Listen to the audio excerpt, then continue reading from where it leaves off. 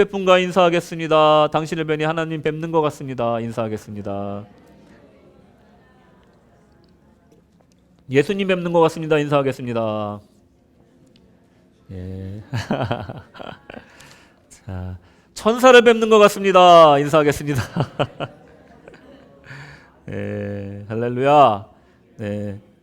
참고로 또 우리 교인분들 중에 아프신 분들 왜 이렇게 많으세요? 아프지 마십시오. 너무 속상합니다. 우리 또 서로 좀 편찮으신 분들을 위해서 기도해 주시고 또 기도 받으시고자 하신 분들은 항상 저에게 말씀해 주십시오. 혼자 앓지 마시고 꼭 얘기해 주시기 바랍니다. 같이 기도하면서 이겨나갔으면 좋겠습니다. 네, 아멘. 오늘은 누가복음 시리즈 31번째 시간입니다. 제목은 두려움과 그 거룩한 체험이라는 제목으로 함께 은혜 나누도록 하겠습니다. 여러분, 그래비티라는 영화 혹시 보셨나요? 그래비티라는 영화. 저는 좀 우주 관련된 영화를 좋아해서 뭐 아폴로 13, 뭐 그래비티, 뭐 이런 영화들 굉장히 좋아하는데 그래비티라는 영화가 있는데 이 영화는요. 내용을 잠깐 말씀드리면 사고로 인해서 망망한 우주 공간에 이게 표류하게 되면서 시작되는 내용입니다. 저기 보면 저거 하얀 게 사람입니다. 우주인이에요. 그러니까 그래비티라는 말이 자체가 중력이란 뜻이죠. 아무 끌어당기는 것도 없이 잡을 것도 없이 의지도 없이 그냥 let go 하는 거예요. 그냥 우주에서 그냥 붕붕 떠다니는 그 상태. 그 상태로 이 영화가 시작이 됩니다. 저는 이제 캠핑 가는 걸 좋아하는데 종종 갑니다. 가는데 가면은 뭐 불 떼놓고 불멍하는 것도 좋아하지만 하늘에 떠 있는 별 구경하는 것도 참 밤새도록 시간 가는 줄 모르고 이렇게 구경할 때가 있어요. 근데 별을 구경하다 보면요, 어느 날은 참 예쁘고 아름답다. 저 은하수가 참 보기 좋다. 정말 산에 가면 더 진하게 보이니까 불빛이 없는 곳에선 그러다 보면은 어느 순간 서늘해지는 때가 있어요. 내가 알기로는 저 별과 별 사이가 빛의 속도로 몇백 년을 가야 되는 거리라고 들었는데 만약에 저기에 내가 그래비티 그 영화에서처럼 아무 의지도 없이 아무 붙잡을 것도 없이 그저 붕붕 떠가고 있다라고 한다면 그게 얼마나 두려운 것인가 그런 생각이 갑자기 들 때가 있더라고요. 아무런 의지가 없는 상태, 그 상태로 우주를 떠다니는 나의 모습을 한번 생각해 보시기 바랍니다. 아마 그것은 공포 그 자체일 거예요. 두려움 그 자체일 겁니다. 실제 사건이 있었는데요. 한 우주정거장 미르가 있어요. 거기서 많은 연구가 이루어지는데 거기에 상주하는 우주인들이 있습니다. 근데 그때는 교대가 잘 안 돼가지고 우주정거장 엔지니어가 한 명이 혼자 남겨져서 300일 동안 혼자 그 우주선의 우주 한가운데 남겨진 사건이 있었습니다. 그 사람에게 처음 다가온 것은 죽음의 공포였습니다. 근데 나중에는 바로 단절의 공포가 찾아왔어요.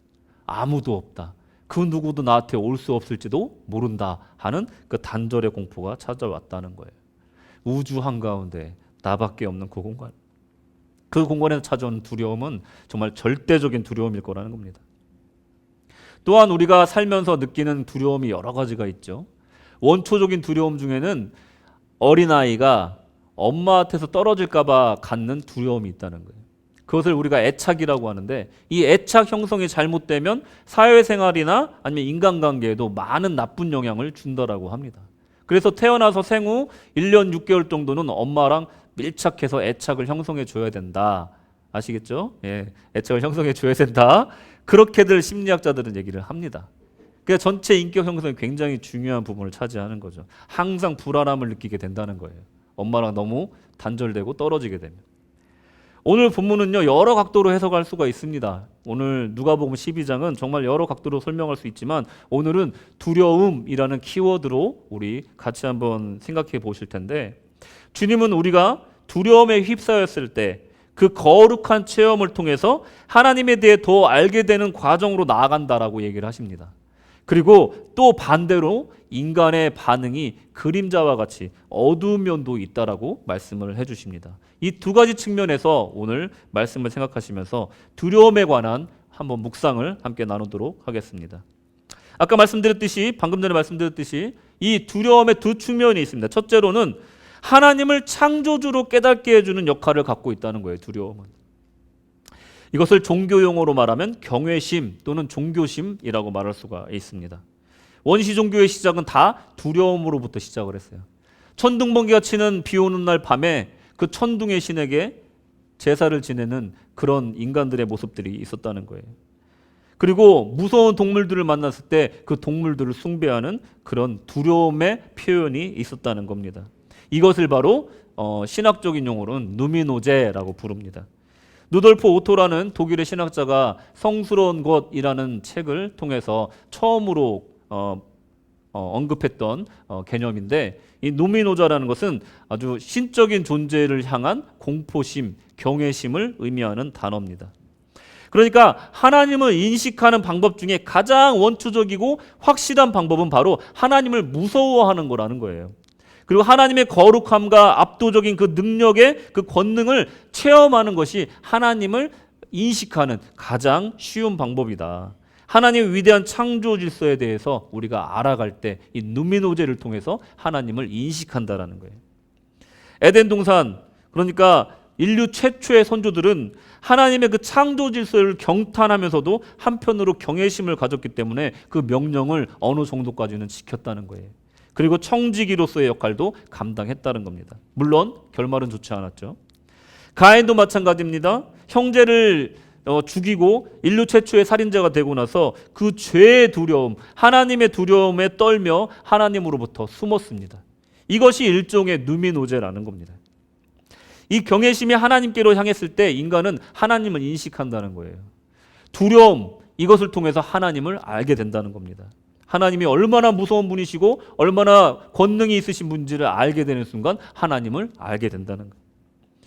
반면에 인간의 방식으로 이 두려움을 다룰 때 문제가 생기고 어처구니 없는 결과를 낳게 된다는 거예요. 제가 방금 전에 말씀드렸듯이 야생동물의 습격과 그리고 기근과 자연재해, 또 이것들에 떨다 보니까 그것들을 오히려 섬기게 되는 그런 어처구니 없는 일이 생긴다는 거예요. 현대를 살아가는 사람들한테는요, 이 생존의 문제가 가장 큰 위기고 두려움일지도 모릅니다. 고대 인간들은 이 두려움으로부터 안전을 보장받기 위해서 큰 나무나 큰 바위를 섬겼고요. 각 동네마다 동네 여기에 보면 큰 나무가 있고 그 나무에다 뭐 막 이렇게 달아놓고 거기다 막 그 정한수 떠놓고 막 비는 그런 게 옛날에는 많이 있었잖아요. 그리고 그 동물들의 습격 때문에 두려워서 그 동물을 섬기는 경우가 있다는. 그게 동물을 섬기면 애니미즘, 그리고 뭐 나무나 돌 이런 걸 섬기면 토테미즘, 그리고 귀신을 섬기면 이게 샤머니즘이 되는 거예요. 그러니까 이런 식으로 두려움을 사람의 방식으로 해결하려고 하면 애니미즘, 토테미즘, 샤머니즘으로 우상숭배로 되어버린다는 거예요. 이 두려움에는 이렇게 어두운 면이 있다는 겁니다. 그리고 또 이 두려움을 통해서 현대사회 또 문명사회에서는 자신들의 가면을 만들기 시작했다라고 얘기를 합니다. 두려움을 갖는 순간 그 두려움을 숨기기 위해서 많은 부분을 가리게 된다는 거예요. 그것에 대해서 우리 주님은 뭐라고 얘기하시냐면 바리새인들의 누룩, 외식을 조심하라 이렇게 얘기를 하십니다. 바리새인들의 누룩, 외식. 1절의 말씀을 보시면요, 그동안에 무리 수만 명이 모여 서로 밟힐 만큼 되었더니 예수께서 먼저 제자들에게 말씀하여 이르시되 바리새인들의 누룩 곧 외식을 주의하라 이렇게 얘기를 하십니다. 주님은 이 외식에 대해서 여러 번 언급하셨어요. 아시다시피 예수님이 가장 경계하는 것 중에 하나가 바로 이 외식입니다. 외식은요, 어원적으로 따져보면 각색하다라는 뜻을 갖고 있어요. 각색하다. 어떤 이야기를 통해서 좀 더 재밌게 토를 붙이는 거죠. 그냥 이 이야기를 좀 변형시켜서라도 좀 재밌게 만드는 거예요. 그리고 과장되게 만들고, 그리고 사람들의 호응을 이끌기 위한 어떤 이야기의 변형을 만드는 것이 바로 각색이라는 겁니다. 그러니까 연기를 하기 위해서 관객들에게 즐거움을 주기 위해서 관객들의 시선에 맞춰서 만들어내는 과정을 각색이라고 말하는 겁니다. 여기에 어원이 있는 것이 외식이라는 거예요. 진짜처럼 보이면 성공이고 어설프면 그 연기는 실패라는 거예요. 발연기가 되는 거예요. 그러니까 연기는요, 그야말로 진짜처럼 보일 때 성공한다는 겁니다. 근데 거기에 가장 잘 성공했던 사람들이 바리새인들이었다는 거예요. 백성들 앞에 거룩하고 영적인 사람처럼 보이기 위해 과장하고 또 거짓된 모습으로 본래 모습을 숨기는 것을 외식이라고 주님께서는 규정하시는 겁니다. 외식을 경계하라. 외식을 경계하라. 여기서 주님의 표현 중에 또 놓치지 말아야 될 것이 또 외식에 관련해서 또 있습니다. 그게 뭐냐면 누룩입니다. 누룩. 누룩은요, 어떤 식품에 붙어서 그 식품을 변화시키는 거예요. 예컨대 밀가루에 누룩을 넣으면 구수한 맛과 향기를 만들어내고 그리고 부풀어 오르게 합니다. 또 쌀에 넣으면 뭐가 되죠? 예? 막걸리. 예, 여기서 이제 여러분들의 이제 취향에 나오시는 거예요. 왜 쌀에다가 누룩을 넣으면 꼭 막걸리만 된다고 생각하시죠? 농담이고요. 예, 맞습니다. 예, 쌀에 누룩을 넣으면 막걸리가 돼요. 예. 그러니까 쌀과 막걸리는 전혀 다른 화학적인 물질이에요. 전혀 다른 물질이 된다는 거예요. 그러니까 주님은 그게 좋게 되느냐 나쁘게 되느냐를 경계하시는 것이 아니라 그 확산성을 경고하시는 거예요. 조금의 누룩이 들어가면 한 푸대가 다 변하는 거예요. 아주 적은 양으로도 많은 양을 변화시킬 수 있는 게 누룩이라는 거예요. 그것을 경계하시고 계시는 겁니다. 바리새인들의 행실과 신앙이 진실되고 배울만 하다면 괜찮지만 외식적이고 진리에 멀어져 있다면 그 악영향이 순식간에 퍼져서 그 화학 반응은 다시는 되돌릴 수 없을 그런 모습으로 변하게 된다는 거예요. 당시 종교 지도자들은 백성이 따라 배우는 롤모델이었다는 거예요. 아, 하나님을 저렇게 섬기는 거구나. 아, 저렇게 죄사함을 받는 거구나. 아, 기도는 저렇게 하는 거구나 하고 백성들이 존경하고 따르는 사람들이 바로 종교 지도자였다는 겁니다. 그러니 그들의 행동이 얼마나 중요합니까? 요즘 말로 얘기하면 뭘까요? 인플루언서라고 얘기할 수 있어요. 인플루언서. 영향을 주는 사람, 아주 셀럽들인 거죠. 근데 여러분 그거 아십니까? 아주 오래전은 아니죠. 아주 최근 오래전까지는 이 사회의 인플루언서는 기독교인들이었습니다. 그죠? 세상의 모든 것들을 선도해 나가고 옳은 길로 항상 앞장서 나가던 사람들이 기독교인이었다는 거예요. 조선시대 말, 구한말에 사회를 개혁하고 더 좋은 세상으로 만들기 위해 선봉에 섰던 사람들은 선교사들이었고 그들로부터 개종을 받은 사람들이었다는 거예요. 이것들이 거의 기독교인들이었다는 겁니다. 그리고 이 나라의 독립을 위해 목숨 걸고 싸웠던 사람들이 대부분이 기독교인이었다는 것은 뭐 아는 사람을 다 아는 사실입니다. 그리고 3.1운동 때 일본 경찰, 검찰에 구금되었던 사람들을 또 송치되었던 사람들을 이게 통계를 내봤어요. 국민일보에서. 그랬더니 51%의 사람들이 기독교인이었다는 거예요. 나머지는 다른 사람들이었다는 거예요. 백범 김구 선생님은요 감리 교인이었습니다. 처음엔 불교인이었다가 나중에 그 장모님이 돌아가시면서 장인어른의 그 권유에 따라 전도를 받으시고 감리 교인이 됐다는 거예요. 기독교인들이 남긴 수많은 좋은 일들은 이 역사 속에 많이 남겨 있다. 그 영향력은 엄청났다라는 겁니다. 제가 지금 과거 영어로 말하고 있어서 너무 슬픕니다. 우리가 진실되게 하나님을 섬기고 또 그에 맞는 삶을 살아야 세상도 좀 더 나아질 수 있다는 거예요. 쓰레기 분리수거 잘 하시고요. 아무 데나 버리지 마시고 어려운 이웃들 잘 돌봐주시고 선하게 살아야 된다는 거예요. 그러면 세상이 온전하게 다 선해지지 못할지라도 전보다 더 밝은 세상으로 그리고 맛이 있는 세상으로 향기 나는 세상으로 조금씩 바뀐다는 겁니다. 그게 바로 우리 그리스도인의 빛의 사명이고 소금의 사역이라는 거예요. 거룩한 척, 영적인 척 하는 것, 이게 외식이라는 겁니다. 본래의 모습을 자꾸 숨기는 게 외식이라는 거예요. 그러니 자신도 하지 못하는 것을 다른 사람에게 강요하는 것이 이 바리새인과 율법학자들의 행위였다는 겁니다. 자꾸 죄책감만 주는 거예요. 자기는 거룩한 것처럼 포장이 잘 돼 있으니까 보이지 않으니까 나처럼 해라 그러면서 죄책감을 자꾸만 심어주고 너 그렇게 해가지고 잘 믿는다 하겠냐 하면서 계속해서 그들을 마치 가스라이팅 하듯이 그들의 행위를 가지고 죄책감을 주는 겁니다. 자신을 거룩하게 포장하고 숨기는 행위는 곧 그들의 본 모습이 들키는 것이 두려웠기 때문입니다. 얼마나 두렵겠습니까? 여러분들 아시겠지만 목회자나 성직자들은요 한 번의 잘못으로 그 인생이 나락으로 떨어질 수가 있어요. 윤리적으로 문제가 있으면 한 번에 그 목회자의 인생이 끝날 수가 있습니다. 물론 안 그런 분들도 있지만, 아주 불사조처럼 살아나신 분들도 있지만 분명히 큰 타격을 줄 수가 있다는. 그러니 그 사람들이 얼마나 두렵겠습니까? 자기네 삶이 들통나는 게 정말로 두려웠을 거라는 거예요. 우리 주님께서는 그런 삶을 간파하고 계셨던 거예요. 그 중심을 보신 거예요. 11장 43절에서 44절을 보시면 화 있을진저 너희 바리새인이여 너희가 회당의 높은 자리와 시장에 문안받는 것을 기뻐하는 도다. 화 있을진저 너희여 너희는 평토장한 무덤 같아서 그 위를 밟는 사람이 알지 못하느니라. 높은 자리에 앉기를 즐거워하고 백성들의 존경과 칭송을 받는 그 자리를 내려오기가 힘들었을 겁니다. 그리고 한 번의 그 밝혀짐을 통해서 아마 그것이 흔들릴 거란 두려움 속에 살았을 겁니다. 하나님을 향한 겸허한 회개나 죄 지을 수 있는 인간으로서 하나님을 향한 두려움 같은 것은 찾아볼 수 없이 자기 자리를 지키는 데만 급급했다는 거예요. 여기 회칠한 무덤과 비슷한 표현이 하나 나오는데 평토장한 무덤이라는 표현이 나옵니다. 봉분을 만들지 않은 무덤을 말하는 거예요. 그러면 사람들이 자칫 길로 착각해서 밟고 지나갈 수도 있다라는 거예요. 봉분이 없으니까요. 그 아래에는 뭐가 있습니까? 시체가 썩고 있는 거예요. 정말 잘 다져놓은 그 길에 밑은 아무도 모르지만 그 안에 썩고 있다라는 거예요. 누가복음 11장 46절에 또 이렇게 말씀하십니다. 이르시되 화 있을진저 또 너희 율법교사여 자기 어려운 짐을 사람에게 지우고 너희는 한 손가락도 이 짐에 대지 않는도다. 이렇게 살아라 이렇게 살아라 얘기를 하는데 그 말에 대해서 자기는 실천하지 않고 있는 거예요.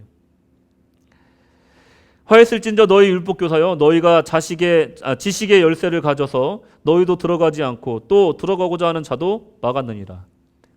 지식의 열쇠를 가졌다는 것은요 말씀과 율법에 해석할 권한을 가졌다는 거예요. 제 자리를 말하는 겁니다. 해석을 하는데 자기 생각대로 해석을 하는 거예요. 자기의 유익되도록 해석을 하는 거예요. 그러다 보니까 그 듣는 사람도 못 들어가고 거짓말을 했으니 자의적으로 해석한 그 율법교사도 못 들어가게 되는 최고로 불행한 상황을 이 사람들이 만들고 있는 겁니다.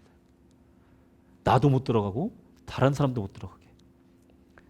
여러분 어쩌면 이 바리새인과 율법학자들은요 그들의 거룩하고 화려한 종교 지도자의 복장 속에 수많은 종교 의식 속에 숨기고 싶은 것이 자기의 본래 모습일지도 모른다는 겁니다. 그렇게 거룩하지 않은 모습, 그렇게 영적이지 않은 평소의 생활, 그렇게 선을 행하지 않는 일상생활, 그런 삶을 화려한 예복과 종교 의식으로 가리고 백성들 앞에 각색하고 연기하여 칭송받고 사는 그런 삶을 살고 있었던 것. 반면에 세례 요한은 어떻습니까? 넉마를 입고 광야를 떠돌면서 석청과 메뚜기로 연명하는 삶을 살았지만 회개하라 외쳤고 하나님 말씀을 전파했으며 사람들에게 세례를 주었습니다. 주님은 어떻습니까? 머리 둘 곳도 없이 방랑하는 삶을 사시면서 때로는 백성들에게 때로는 종교 지도자들에게 살해의 위협을 받으시면서 정말 살았지만 주님은 진실되고 당당하셨으며 하나님의 아들로서 위엄을 잃지 않으셨다는 거예요. 이것을 통해서 우리가 배워야 될 게 무엇일까? 저는 이 말씀을 준비하면서 스스로를 참 많이 돌아봤습니다. 그야말로 저한테 하시는 말씀이거든요. 설교자로서 매주 강단에 서는 일이 얼마나 두렵고 떨리는 일인가, 이거에 대한 걸 굉장히 절감을 했습니다. 정말 무섭더라고요. 내가 주님의 말씀을 전하는 사명자가 아니고 또 예수 그리스도의 보혈에 의지하지 않았다라면 절대로 이 강단에 서서 할 수 없는 말을, 그 말씀을 지금도 전하고 있는 이 순간이 정말 전 두렵고 떨립니다.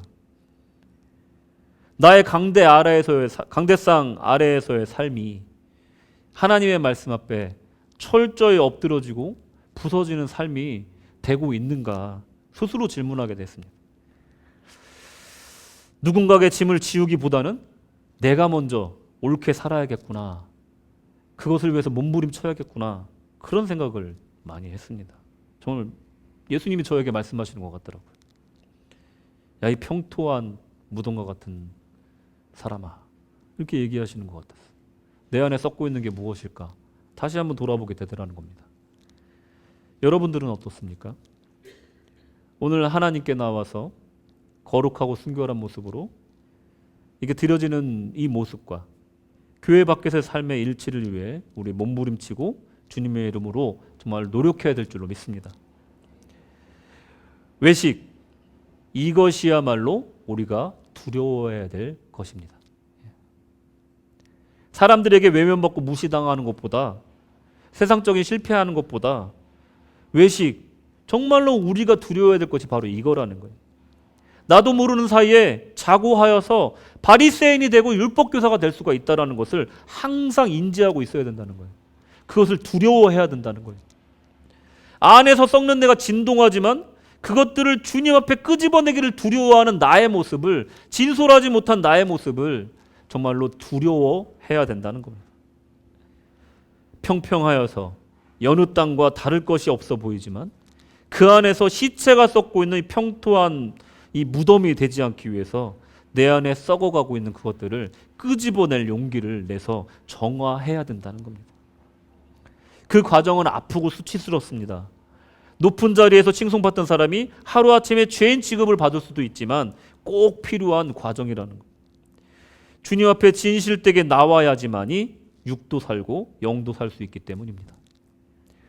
오늘 본문의 시작, 그러니까 누가복음 12장 1절을 한번 보시겠습니다. 그동안 무리 수만 명이 모여 서로 밟힐 만큼 되었더니 예수님의 소문은 온 동네로 퍼져나갔습니다. 못 보던 사람이 보더라. 걷지 못한 사람이 일어나서 걷더라. 병 고침을 받더라. 수많은 기적이 일어나더라. 우리 예수 그리스도에게 가보자. 수많은 사람이 서로 밟힐 정도로 모이게 된 거예요. 거기에 바리새인들과 율법 교사들도 오게 된 거예요. 물론 사두개인들도 있을 수 있겠지만 사두개인은 좀 극단적인 유대교인이었기 때문에 아마 예수님을 완전히 배척했을 거예요. 하지만 바리새인과 율법 교사는 뭔가 편승하기 위한 의도가 있는 것 같아요. 사람들이 모이잖아요. 칭송받을 만한 자리잖아요. 그리고 사람들을 통해서 높임받을 수 있는 기회잖아요.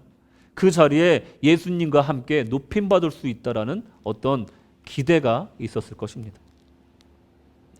그때 주님께서는 바리새인과 율법교사에게 경고의 말씀을 던지십니다. 그러자 그들이 주님께 달려듭니다.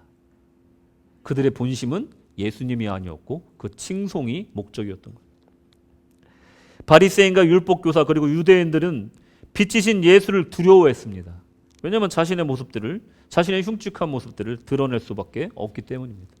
어두움은 빛을 무서워합니다. 사람들의 칭송받는 삶을 유지하기 위해서 그들이 외식의 아성을 지키기 위해서 결국 하나님의 아들을 십자가에 못 박으십니다. 예수님을 죽여야지만이 자신들이 칭송받고 자신들의 어두운 모습을 드러내지 않을 수 있기 때문에 결국은 십자가에 못 박게 되는 겁니다. 그러니 이 외식이라는 것, 우리가 하나님 앞에 우리의 어두운 면을 드러내는 것을 두려워하는 것을, 이것을 가장 우리가 두려워해야 된다는 것입니다.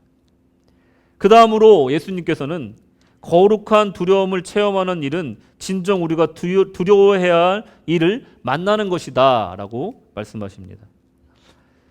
방금 전에도 말씀드렸지만 당시 유대인들과 종교 지도자들은 자신의 본 모습이 드러나는 것을 두려워했습니다. 그래서 외식을 했습니다. 그리고 예수님을 십자가에 못 박았습니다. 그런 그들의 마음을 간파하시고 주님은 진정 그들이 무서워해야 할 이가 누군지 알려주시는데 12장 4절, 내가 내 친구 너희에게 말하노니 몸을 죽이고 그 외에는 능히 더 못하는 자들을 두려워하지 말라. 이 뉘앙스를 느끼셔야 돼요. 이 바리새인들과 율법교사들은 예수님을 죽이려고 덤볐지만 주님께서는 거기에 모인 수만 명의 사람에게 아주 다정다감한 말씀으로 그들을 위로하면서 말씀하세요. 세상에 무섭지. 세상에 무서운 게 얼마나 많냐. 그런데 내 친구들아, 내 친구 너희들에게 말하노니, 다정하게 말씀하시는 거예요. 몸을 죽이고 그 후에는 능히 더 못하는 자들을 두려워하지 말라. 세상 무서워하지 말라 말씀하시는 거예요. 그럼 누구를 무서워해야 되냐? 5절, 마땅히 두려워할 자를 내가 너에게 보이리니 곧 죽인 후에 또한 지옥에 던져 넣는 권세 있는 그를 두려워하라. 내가 참으로 너희에게 이르노니 그를 두려워하라. 세상 두려워하지 말라는 거예요. 기껏해야 육신 죽이는 것이 그들이 할 수 있는 거라는 거예요. 사탄 무서워하지 말라는 거예요. 그래 봐야 병 던져주고 생명 가져가는 것밖에는 할 수 없다는 거예요. 우리 영혼은 어찌할 수 없다라는 거예요. 그러니 두려워하지 말라. 누굴 두려워해야 된다고요? 육신뿐만 아니라 영도 지옥에 던져놓을 권세를 가지신 이 생명의 주관자이신 우리 하나님 아버지를 두려워하라. 내가 참으로 너희에게 이르노니 그를 두려워하라. 강조하시는 거예요. 우리가 진짜 두려워해야 될 것은 세상이 아니라는 거예요. 죄가 아니라는 거예요. 죄를 짓고도 감추려는 그 모습, 외식하는 모습, 하나님이 없는 것처럼 사는 그 인생, 그것을 두려워하라는 것입니다. 왜 주님은 외식을 얘기하시다가 두려워해야 될 존재에 대해서 넘어가셨을까? 외식의 본질은 그야말로 두려움에서 기인했기 때문이라는 것을 우리가 알 수가 있는 겁니다. 두렵지 않은 사람은 숨길 필요가 없는 거예요. 세상에 두려워서 숨기고 움츠리고 살지 말고 이제 빛 가운데로 나오라 말씀하시는 겁니다. 우리가 진정 두려워해야 될 것은 우리의 본 모습을 들키는 것이 아니라 그 본 모습을 안고 아닌 척하고 사는 것이라는 거예요. 그것은 하나님을 두려워하지 않는 자세라는 것을 지금 얘기하고 계신 겁니다. 그 하나님을 우리가 두려워해야 되는 이유는 다름 아닌 생명의 주관자이시기 때문입니다. 할렐루야. 아무리 높은 자리에 앉고 칭송을 받고 결국 인생의 종착지에서는 하나님을 다 만나게 될 수밖에 없다라는 거예요. 그런데 여기서 생명의 두 가지가 있어요. 몸을 죽이고 그 후에 더는 못하는 자, 육신의 생명, 그리고 지옥에 던질 수 있는 권세, 영혼의 생명을 말하는 겁니다. 우리 하나님은 이 두 가지 모두를 다 주관하신 분이라는 거예요. 수많은 순교자와 독립운동가들이 신앙과 신념을 지킬 때 이런 마인드로 지켰다라는 거예요. 내 육신은 비록 고문하여서 죽일지 모르지만 내 신념과 내 신앙은 빼앗아갈 수 없다. 얼마든지 해라. 이 마음으로 그분들은 자신들의 신앙과 신념을 지켰다는 겁니다. 우리가 진정 두려워해야 될 이가 누구인지 정말로 우리가 똑바로 알고 살아갈 때 우리가 정말로 세상이 무섭지 않다는 거예요. 이건 정말로 역설적인 겁니다. 하나님을 두려워하는 사람은요, 세상이 무섭지가 않은 거예요. 세상을 무서워하는 사람은요, 하나님을 무서워하지 않는다는 거예요. 세상을 무서워할 때 하나님이 보이지 않더라는 겁니다. 내 눈을 가리기 때문에. 그러나 하나님을 경외하고 무서워하는 사람은, 두려워하는 사람은 세상이 아무것도 아니더라는 거예요. 이 원리를, 이 역설의 의미를 여러분들이 체득하실 때 두려움 없게 된다는 겁니다. 전지전능하신 하나님 앞에서 그 어떤 것도 숨길 수 없음을 인정하고 하나님께 드러내야 된다는 겁니다. 2절 3절에 감추인 것이 드러나지 않을 것이 없고 숨긴 것이 알려지지 않을 것이 없나니 4절 3절 이러므로 너희가 어두운 데서 말한 모든 것이 광명한 데서 들리고 너희가 골방에서 귀에 대고 말한 것이 지붕 위에 전파되리라. 하나님 앞에 숨길 것이 없다는 거예요. 심지어는 세상 속에서도 숨길 것이 없다라는 거예요. 아무리 외식하고 숨겨도 본 모습은 드러나게 돼 있다라는 겁니다.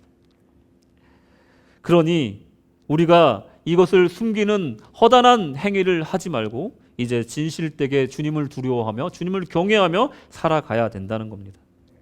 세상은요 지금도 우리를 배고픈 사자처럼 우는 사자처럼 집어삼키려고 찾아다니고 있어요. 문 앞에서 입을 벌리고 있습니다. 세상은요 정말로 무서운 거예요. 여러분들 지금 우리를 보호해 주시는 하나님께 감사하셔야 됩니다. 승승장구하는 것 같지만요 어느 순간 우리의 고난이 찾아오면요 세상 그렇게 연약할 수가 없는 게 인간이라는 거예요. 대자연 앞에서 사람이 서 있으면요 그렇게 무능력한 게 없다라는 겁니다. 여러분 자연재해가 다가올 때 아무리 집을 튼튼하게 져봐야 어떻게 하겠습니까? 자연재해에 우리가 질 수밖에 없는 거예요. 그게 바로 인간이라는 거예요. 그러니 우리가 정말 이 무서운 세상 속에서 정말로 이 두려움을 이기며 살 수 있는 방법은 단 한 가지, 하나님을 경외하는 것이다. 그 하나님이 어떤 분이시냐? 12장 7절 너희에게는 심지어 머리털까지도 다 세신 바 되었나니 두려워하지 말라. 너희는 많은 참새보다 더 귀하니라. 아멘. 우리 하나님이요 우리를 이렇게 귀하게 여기시는 거예요. 참새는 될 것도 아닌 거죠. 저거는 그냥 비유인 거예요. 정말 역설 중에 역설인 겁니다. 하나님을 두려워하라 하셨는데 또 이번에는 두려워하지 말래요. 왜냐하면 세상을 두려워하지 않아야 된 이유에 대해 설명하신 거예요. 세상은 하나님에 비하면 아무것도 아니기 때문에 그래요.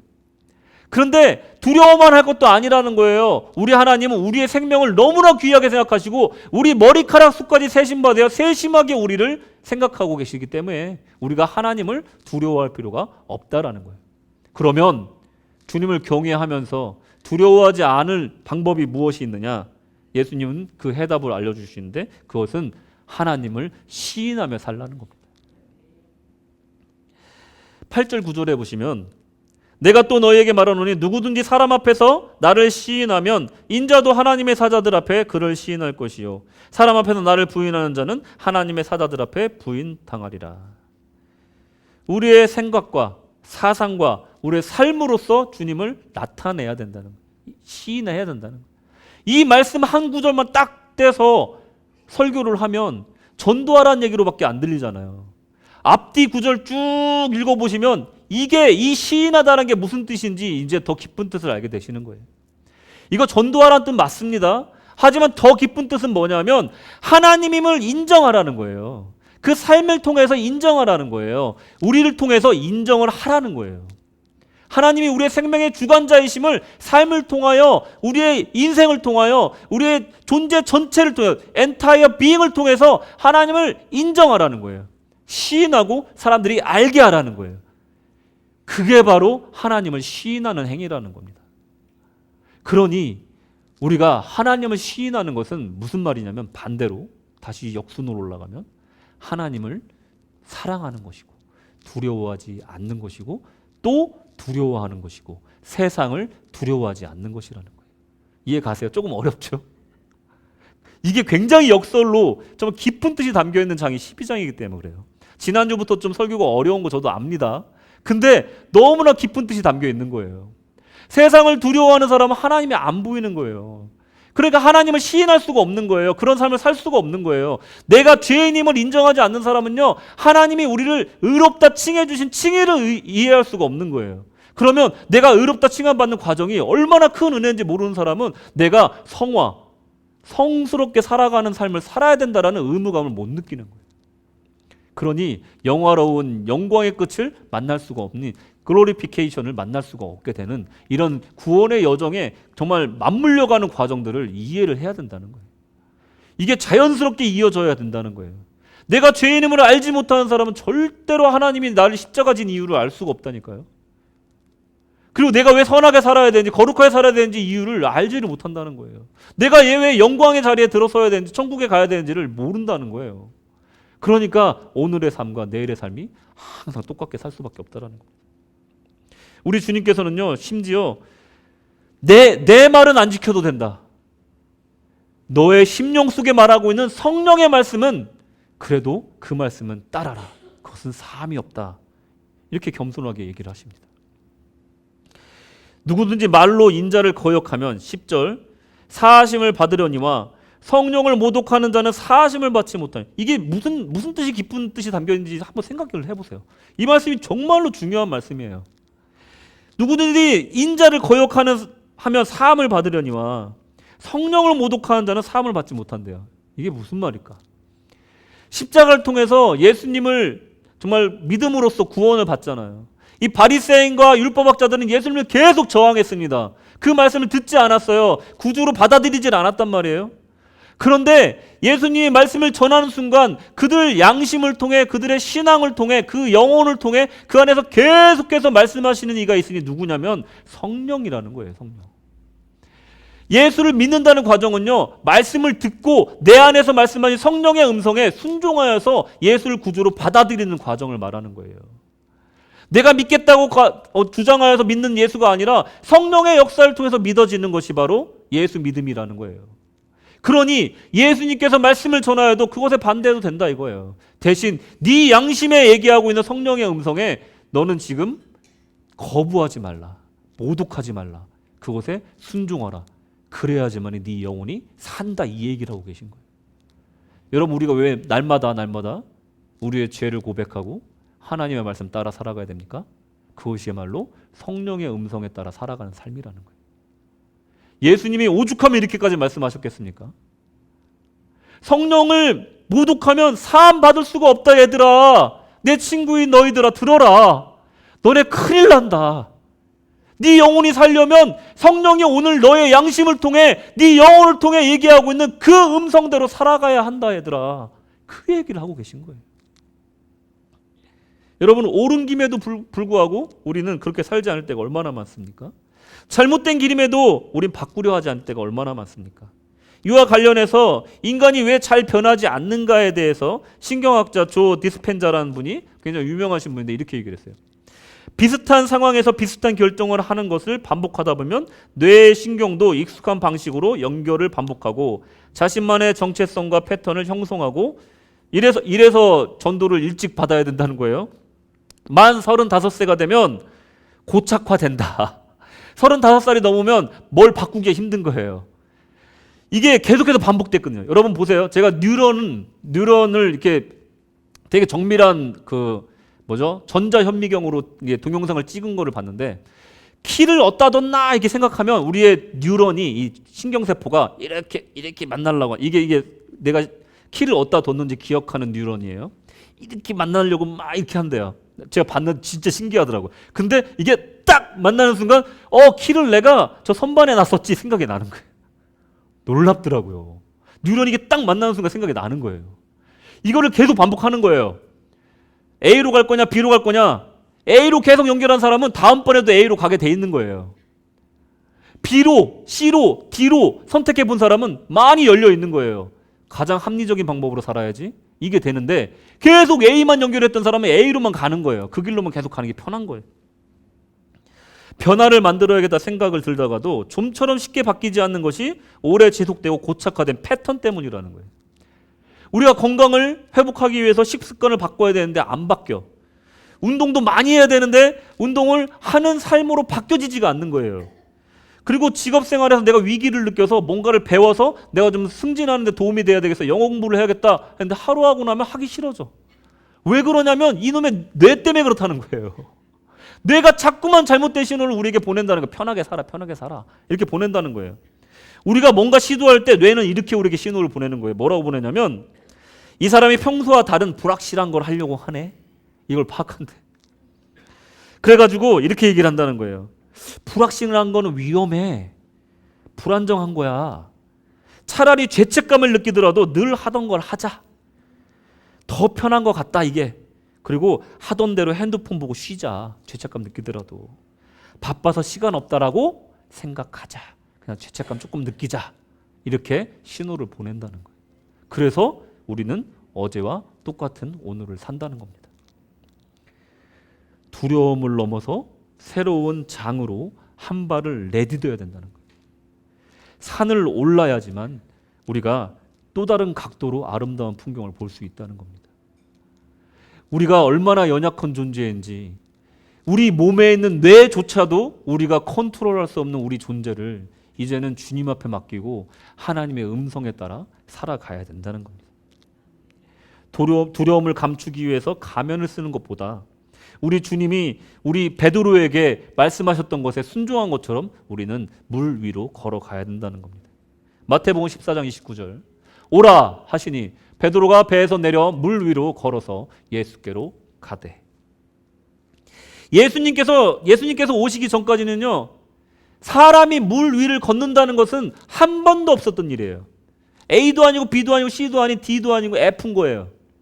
누구도 본 적이 없는 상황을 베드로가 맞이하고 주님 저도 가고 싶습니다 했더니 오라 하신 거예요. 근데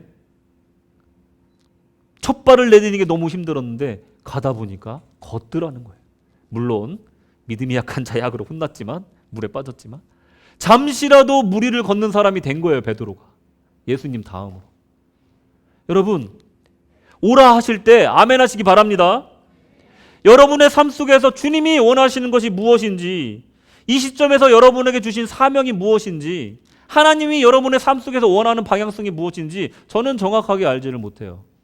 하지만 분명한 것은 성령님께서 지금 말씀을 듣는 이 순간에도 여러분의 심령 가운데 말씀하고 계신다는 것은 확실합니다. 그 음성에 귀 기울이시기 바랍니다. 안 돼. 전에 해봤는데 안 됐어. 이 뇌의 소리에 귀 기울이지 마시라는 거예요. 오라 하는 그 단순한 말에 귀 기울이시라는 거예요. 그러면 두세 발이라도 뛴다는 거예요. 물 위로. 그러면 다음엔 5발, 6발 뛰게 된다라는 겁니다. 그 음성에 귀 기울여야지만이 우리의 두려움을 이기고 아주 거룩한 체험으로 그 두려움을 승화시킬 수 있다라는 겁니다. 결론입니다. 오늘 말씀을 마치면서 여러분께 묻고 싶습니다. 여러분의 신앙생활과 인생에서 지금 나의 발목을 잡고 있는 것이, 내 발목을 끌고 물속으로 끌고 들어가는 것이 무엇이며 그 두려움의 실체는 무엇입니까? 나의 모습을 있는 그대로 하나님 앞에 드러내고 해답을 구하는데 방해되는 나의 두려움과 외식은 무엇입니까? 저는 오늘 설교의 목적을 이 질문의 답을 찾기 위해 여러분들이 깊은 성찰의 시간을 가지시기를 바라는 것입니다. 눈에 보이는 것에 현혹되지 마시고 또 여러분들의 뇌의 신호에 속지 마시고 내면의 빛을 비추고 스스로 질문해 보시는 그런 복된 주일 되시기를 주님의 이름으로 축원합니다. 잠시 기도하겠습니다. 하나님 아버지, 우리가 함께 신앙생활하는 것이 우리의 연약함을 알기 때문입니다. 성령에 의지하여 서로를 위해서 기도해 주며 서로가 주님의 뜻 가운데 귀 기울이며 주님 뜻대로 나아가기를 서로 끌어주고 밀어주는 그런 성도의 삶이 될 수 있도록 이 교회에 모여주신 줄로 믿습니다. 하나님, 연약함을 서로에게 가면을 벗고 나아가 드러내며 서로를 위해서 기도해주는 믿음의 공동체가 되게 구세군 시드니 한육교회를 축복하여 주시옵소서. 하나님, 두려움이 많습니다. 이 세상은 점점점 악해지고 또한 두려운 세상으로 변하고 있습니다. 이럴 때일수록 오라 하시는 주의 음성에 따라 세상 사람들 알지 못하는 전혀 새로운 세계로 우리 전혀 새로운 삶의 방식으로 살아갈 수 있도록 인도하여 주시옵소서. 주께서 우리를 인도하여 주시기를 간절히 소망하며 예수님의 이름으로 기도드렸습니다. 아멘. 모두 일어나셨습니다.